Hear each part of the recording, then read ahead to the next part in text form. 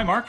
Mark Ford or Michael Masterson doesn't really need a whole lot of introduction from me. Mark has been involved in direct response for 40 plus years, correct? That's right. He has been involved with selling every product from a financial newsletter to health supplements to TVs to Chinese tchotchkes to pretty much anything you can possibly imagine under the sun. He, over the course of career, has mainly driven hundreds of different entrepreneurial endeavors by mainly copywriting and knowing about copywriting and understanding persuasion and its role in advertising and using that to not only found businesses on new or unique ideas, but also grow them as well, such as Agora is just one of many examples. Everybody probably knows him as Michael Masterson, originally a blogger who founded Early to Rise, and the writer of books that pretty much is on everybody's must-read list when it comes to entrepreneurship and copywriting, like Persuasion, Architecture of Persuasion, Copy Logic, Great Leads, Ready, Fire, Aim, Automatic Wealth. I think I've gotten a third of those books. I wanted to kick it over to Mark and first start off with, what did I miss from your brag sheet? Because I know I did.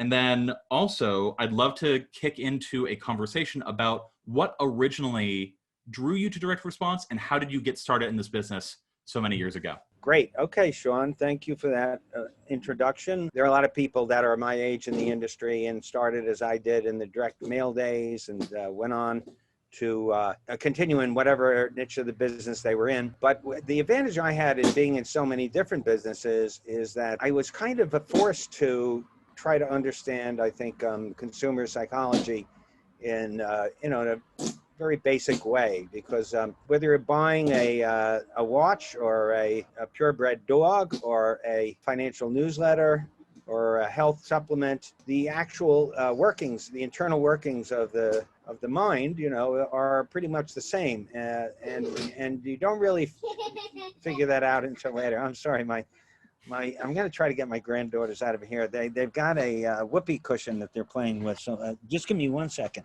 Guys, oh, good. I was worried that you were pulling a Rudy Giuliani for a moment. Guys, I'm sorry. I have to do this by myself. Could you go outside, please? They won't go inside. I'm going to get their parents. Liam? Yeah. Could you please bring the girls inside? I'm doing an interview outside. They were entertaining the listeners with whoopee cushion sounds.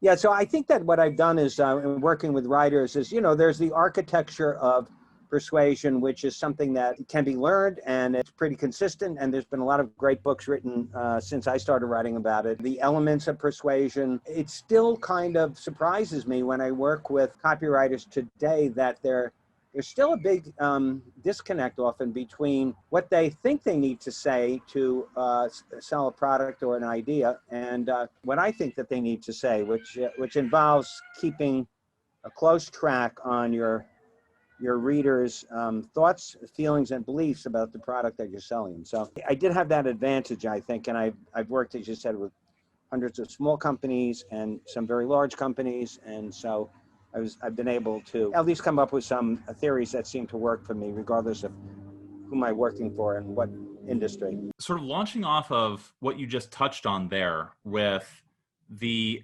disconnect that is, I think, readily apparent in a lot of copy today, especially those that are promulgated through ads and channels and such that really, I think, touch on more desperate people looking for magic buttons, simple fixes, get rich quick schemes, the kind of people who are probably not the best, most qualified buyers.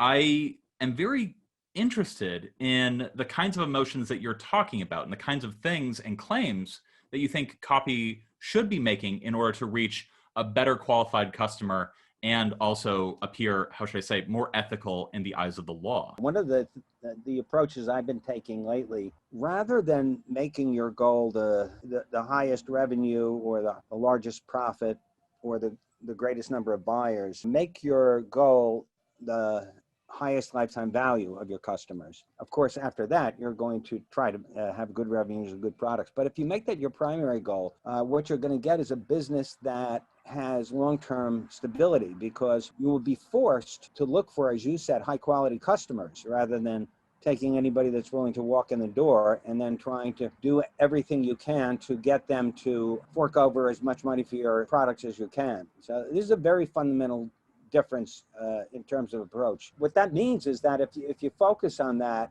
there are a lot of things that you will not be able to do. You'll not be able to write get-rich-quick stuff because it doesn't appeal to intelligent people. And generally, if you're talking about wealthy people who have big pockets and who won't mind paying for the more expensive versions of whatever it is that you're selling them, that kind of copy turns them off and makes them suspicious. What does LTV or lifetime value mean? Why is it important for a direct response business? And what are some of the ways that you found to maximize it? LTV means lifetime value. In the direct response business, we track everything. We track all our customer sales and so on, and until from when they start until when hopefully they die or they leave us for some other reason. And the idea of lifetime value is that the goal is not to get the most money that you can from them in the shortest amount of time, but to develop a relationship with them that is good for both of you, so that they continue to buy products from you happily without very low refund rates, and do that over a longish period of time, 10 or 20 years or what have you, rather than just 1 or 2 years. I would say most small businesses work on a year-by-year profit basis and just do everything they can to extract the max amount of dollars over a single year. And that just leads to a lot of bad ideas about marketing that aren't necessarily wrong if you have a 1-year perspective.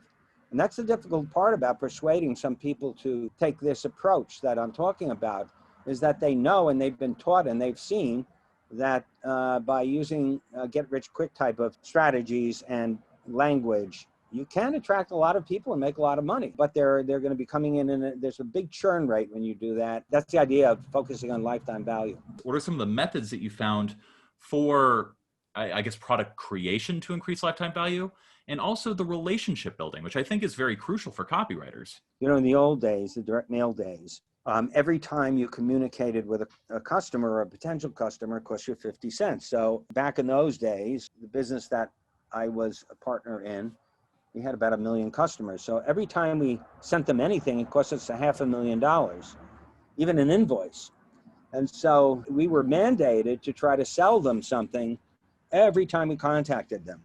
And that created a kind of, not adversarial, but it created a kind of relationship that was, let's just say from their point of view, pushy. The great thing about the internet is that the cost of contacting a customer or a prospective customer is now much less than a penny. In the old days, we might have been in touch with our customers 20 times a year. Now we can be in touch with them typically 500 times a year. And that allows you to spend a lot of time talking to them, asking them questions, getting their response, having real conversations that turn into real relationships based on what they want, what they're worried about, what they're concerned, how you can help them. That allows for a relationship that's much stronger. And if you do take advantage of that, you try to build a relationship, but by, again, just focusing on the customer's needs, wants, and desires, beliefs, concerns, fears, etc., you can be of better service to him and develop that longer-term relationship.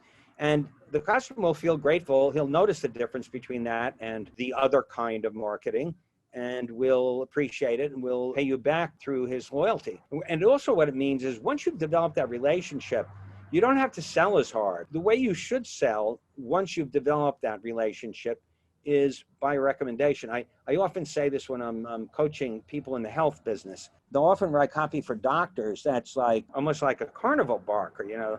This is the number one thing. If you don't listen to me, everything's going to fall apart, and you've got to do this. And if my doctor ever spoke to me that way, I would be very nervous. You know, what I want my doctor to do is have a very calm and rational voice to show me that he's done his homework and to make recommendations that seem restrained and more reserved. I notice in junior copywriters a lot of hyperbole as well. There's 2 reasons for that. I think it's because there's, to a certain degree, a lack of empathy. If all you can understand of your prospect is what they fear and what they're greedy about, then that's naturally going to lead you to claims that are, by their very nature, hyperbolic. And I was wondering if you could perhaps talk about that. In the old days, they say that fear and greed is the only emotions that matter, and you should focus on those. But I don't think by any stretch, fear and greed are the most important emotions in selling, for any number of reasons. One of which is that people don't want to see themselves as being fearful or greedy. And so when you're pressing that button too hard or too often, you're making your customer very uncomfortable. You may get a reaction from them, a reaction that you're looking for, but you're putting them into a state of discomfort that I think deteriorates the relationship over the long term. There are so many other emotions that to me matter more. Emotions like curiosity, for example, like aspiration, embarrassment, and shame. These are emotions that are, extremely important, that affect our decisions about what we're going to do and not do. The copywriter, to me, the more masterful copywriter is a person that's completely aware of that. You've got to have a sensitivity to the full spectrum of a person's emotions and respond to those. And if you do, you're going to get better results and a better customer and a better relationship. I was wondering if we could talk about that idea, the notion of tapping into a prospect's more nuanced emotions. I didn't start out wanting to be in the marketing business or even in the publishing business. I wanted to be a writer, I wanted to be a teacher, and I wanted to be, I can't remember the third thing. Oh, I wanted to be rich, yeah.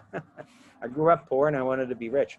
But when I finally decided that I was going to focus on becoming rich, I decided that would be my number one goal. Ironically, it made me pay much more attention to what marketing is, what our customers want, and so on.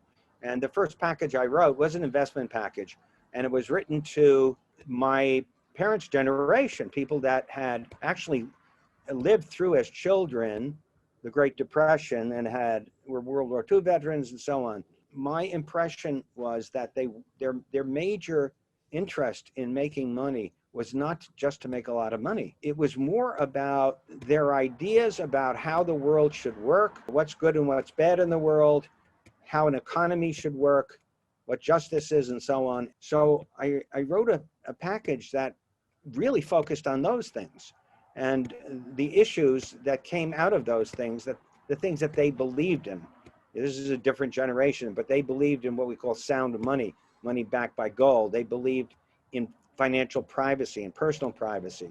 They believed in the Second Amendment. They believed in family, these traditional values. I also recognize that at that time, much like it is today for many people, they were not being paid attention to by my generation. We thought all those values were either irrelevant or just wrong, and they felt isolated. And so what I decided to sell them was the idea that they could join this investment organization and be surrounded by like-minded people and gain the respect and the dignity that they wanted by making sound investment decisions. Luckily, it proved to be true because it's an insight that I held with me throughout my career. How many drafts did you have to write of it? More than one, I'll tell you that. I had the fortune of having a boss at the time. He was a natural salesman. He wasn't a copywriter. He couldn't really write, but he was a natural salesman. And he got what I was trying to do in some way, but there was a lot that was wrong about it. I didn't know what I was doing. And so I think we must have went through 8 full rewrites of the package over a period of 3 months. And it was very difficult at a certain point in time because I considered myself to be way above him in terms of literary IQ. I had this goal of making this thing work, and I trusted his instincts. I submitted myself to them to some extent. Of course, I modulated the suggestions through my own view of how things could and should work. And so yeah, there was a lot of rewriting, and all the best packages that I've been involved with since then involved, at least a half a dozen revisions. And by that, I mean word for word. It was a 6,000-page document that by the time it was finished, there might have been 600 words that were there when you started.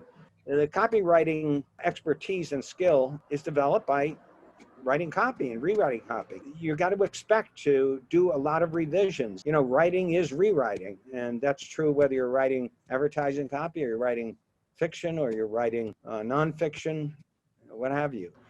you've got to get the feeling that this is going to be really good, and you need your mentor to feel that too. So would you say that for somebody starting out that a mentor or mentorship is a necessary component to a copywriter's education?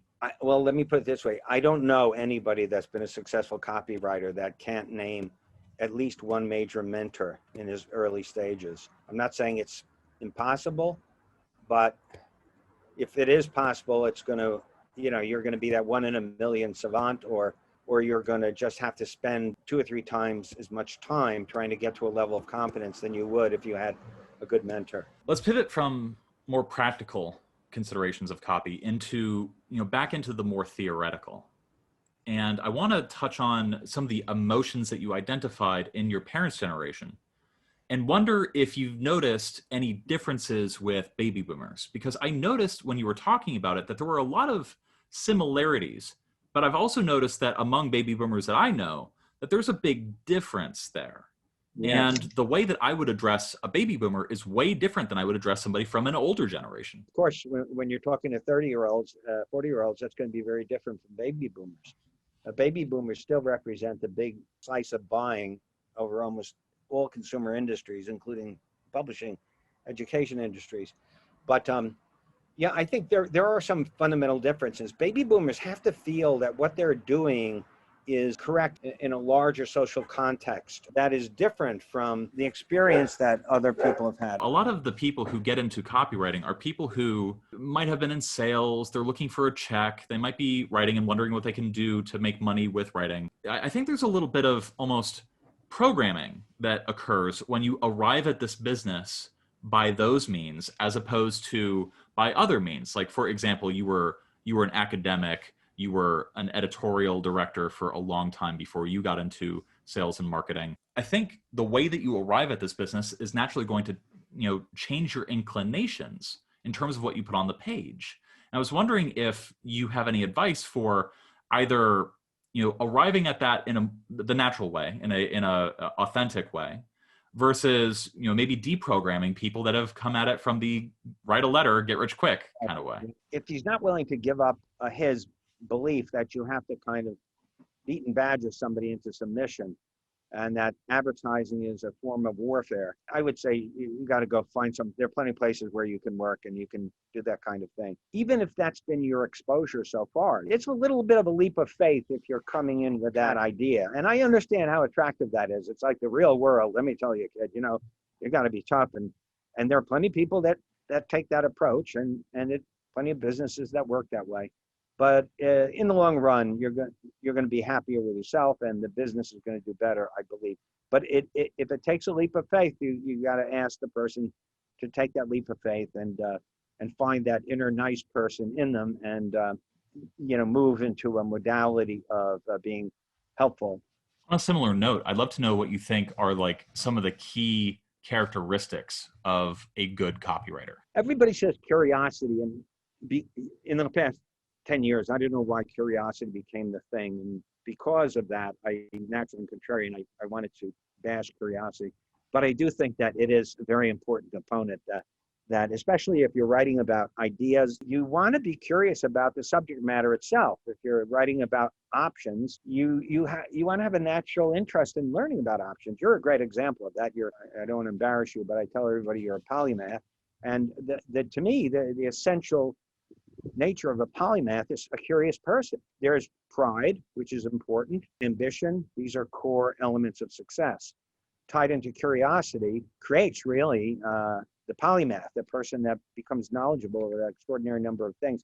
And that's one of the great things about being a copywriter, is that you can develop, some level of knowledge about almost infinite number of topics. You mentioned in describing copywriters and generating ideas, I want to use that as an opportunity to shift directions and talking about something that you've talked about many times before, which is ideas in copywriting, which is, essentially having an arguable, provable thesis that you basically prove along the ways. And then the natural conclusion of that thesis would be, well, you have to buy in order to fulfill upon that particular thesis. Right. But you've contrasted that in the past with what you would call marketing gimmicks. And I was wondering if you wouldn't mind making that distinction here and then describing when you would want to use one versus the other. Gimmicks are things like creating a sense of urgency, a sense of scarcity. You got to respond now. There's only 3 left, and so on. These are what I would call gimmicks. I never thought of them as gimmicks because I kind of was inventing them as I was developing my own copywriting skills. But when I started working with Bill, I thought they were brilliant. And then he goes, well, yeah, those are interesting gimmicks. Having urgency, having scarcity, social proof, all those things that Cialdini talks about are necessary components of successful sales presentation. And the good copywriter is aware of all those things and does want to create them. But if you're creating them artificially, then they're the bad kind of gimmick. My response is when you get in a situation where you want to use a gimmick, but it's going to be fake, the problem is the product. You need to do something about the product to make it more scarce. Raise the price and make it more scarce, or do a version of it that is just simply impossible for you to deliver on a wide scale. That's considerably more expensive, and have that be an upgraded version of the product. And then you've got your cake and eat it too. If you're selling a real estate program, you need to have a good idea about why your program, why your strategy is better than what they've heard elsewhere. And so it's got to be real. I'd love to talk about something that you've kind of developed with Bill relatively recently and started enforcing at Agora, which is honest, authentic, and transparent copy. A level of, how should I say, ethical responsibility above simple legal compliance, what we can get away with, so to speak. Right. And so I want to ask you, where that line is, what the social responsibility of a copywriter is, and also, what copywriters can do to learn or to make their copy more H.A.T. This was initiated by one of our companies, or 2 of our companies had a run-in with the FTC over their copy. These companies were doing very well, but they were kind of moving their copy in the direction of the get-rich-quick type of modality because it was working for them, and they were focused on yearly profits and so on. And Bill and I have been trying to gently nudge them into this other idea, which most of other companies were doing, and even those companies were doing at least half of the time. This gave me an occasion to hit this pretty hard. And so I developed this concept of H.A.T, honest, authentic, and transparent. And it came from some essays I'd written, I don't know, 10 or 15 years ago about the effect of internet on communication generally, which is that relationships generally, which that there's no choice anymore. You have to be authentic and you have to be transparent, because the internet allows customers to find out exactly who you are, and find out exactly what your products look like, and so on. You can't hide anymore. So why not embrace that? It's funny, people can fool themselves into saying that, well, this is honest, but what they mean by that is, well, it's technically accurate, but it's fundamentally misleading. The person that's reading this thinks that they really are going to get rich in 3 days and retire, and that will never happen with this product. They may get a big hit, but they're not going to retire on it. And if they do it 5 times, they're going to lose 4 times. And so it's been 9 months now of having these discussions, and we're moving people along very well. What are some of the tips that you have been or would give to copywriters who want to learn this craft or who are just starting to learn this craft? What can they do to not only get better, but also write in a way that isn't going to wind them up in trouble with the FTC? You don't need to be aggressive. Nobody wants to deal with an aggressive salesman. In fact, you want to pretend you're not home, right? Somebody that's enthusiastic is a pleasure to deal with. And even if you're not interested in what they want to talk about, if there's this great enthusiasm, you're willing to listen to them. It's almost entertaining. Start with enthusiasm. Look at the project that you're assigned and see if you can get yourself enthused about the idea. I think I'm going to go let you play with your grandchildren. Yeah, thank you, Sean. I'm more than happy to talk to you for many little sessions in the future about more particular things and some of those 642 rules. So we'll do that some other time. I love how that number has changed 4 times over the course of this conversation. And I think that that's one of the rules too, which is that humans only understand really 4 numbers, and that is 1, 2, 3, and many. That's very true. And what you didn't notice is that the numbers got more powerful as I repeated them. That last number, whatever it was the most powerful number. And that's a secret we could talk about some other day. Of course. And I'm looking forward to that discussion. I hope we can do this again. All right, Sean. Thanks very much. Take care. Have a good night.